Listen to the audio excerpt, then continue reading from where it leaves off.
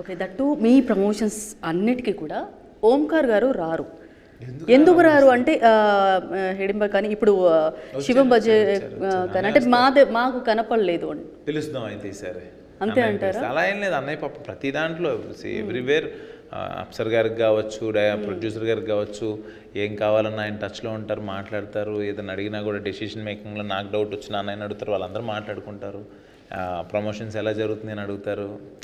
అన్నీ అలా ఏం లేదు. ఇప్పుడు ఆయన వస్తే is a director and is a producer కదా, నాట్ ఓన్లీ మై బ్రదర్.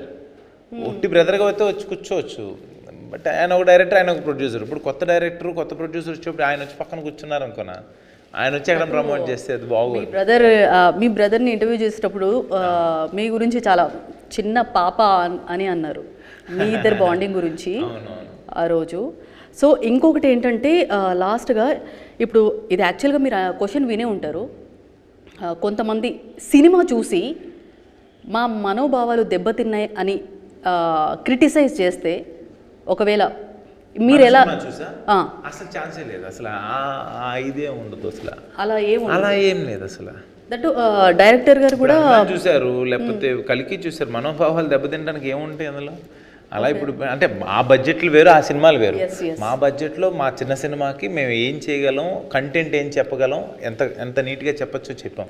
ఇందులో ఎవరు మనోభావాలు దెబ్బతినవారు, అందరూ హ్యాపీగా ఉంటారు, నాకైతే కాన్ఫిడెంట్ ఉంది. ఇది యాక్చువల్గా నేను అంటే ఇది మీ హంబుల్నెస్ అయి ఉండొచ్చు.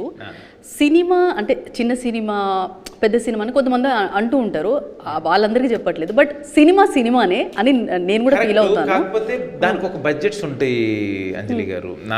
నేను హంబుల్నెస్ అని కాదు, ఇక్కడ ఒక హీరోకి ఒక బడ్జెట్ ఉంటుంది, ఓపెన్గా ఒప్పుకోవాలి. నా మీద ఇంత బడ్జెట్ అని పెడతారు, నా లాస్ట్ సినిమాకి ఎంత ఖర్చు పెట్టారు, ఇప్పుడు ఈ అబ్బాయి మీద ఎంత పెడితే ఎంత వస్తుంది అనేది అల్టిమేట్గా బిజినెస్ ప్రొడ్యూసర్ గారు.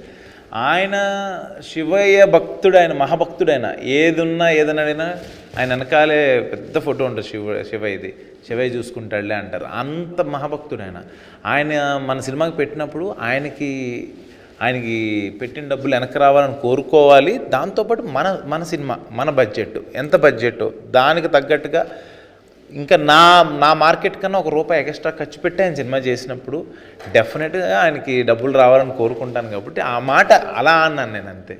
వి కాంట్ కంపేర్, బికాజ్ నేను కల్కి అండ్ హనుమాన్తో పోల్చాను కదా, దోస్ ఆర్ వెరీ లైక్ అంటే హనుమాన్ ఆదిపురుష్ ఇవన్నీ, హనుమాన్ నియర్లీ 45-50 అయిందన్నారు. కల్కి అంటే ఇంక చెప్పే పని లేదు. So we can't compare with that films కదా.